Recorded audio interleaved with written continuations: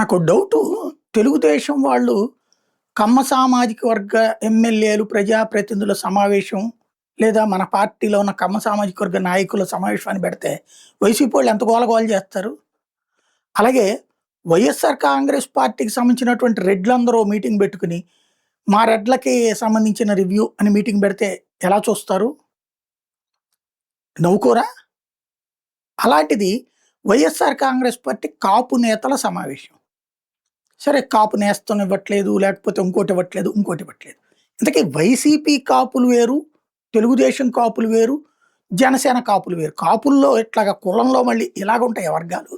నాకు తెలిసి ఒంటరి, తెలగ, ఇట్లాగా బలిజ ఇట్లా కాపుల్లో కులాలు ఉన్నాయని తెలుసు కానీ, వర్గాలుగా ఉంటారని తెలుసు కానీ, వైసీపీ కాపు, తెలుగుదేశం కాపు, జనసేన కాపు, కమ్యూనిస్ట్ కాపు, బీజేపీ కాపు అని ఇంకో కొత్త కాపులు ఏమన్నా ఉంటారా?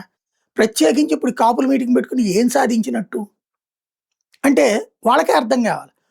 ఒక పార్టీలో ఈ కుల సమావేశాలు సరే ఏ బ్రాహ్మణులు పెట్టుకున్నారు, లేకపోతే కనుక ఎస్సీ ఎస్టీలు పెట్టుకున్నారు అంటే ఒక అర్థం ఉంది. ఏంటంటే వాళ్ళకి అవకాశాలు ఇవ్వవు ఈ పార్టీ, కాబట్టి మాకు కొంచెం ఛాన్స్ ఇవ్వండి స్వామి అని అడగడానికి పెట్టుకుంటారు.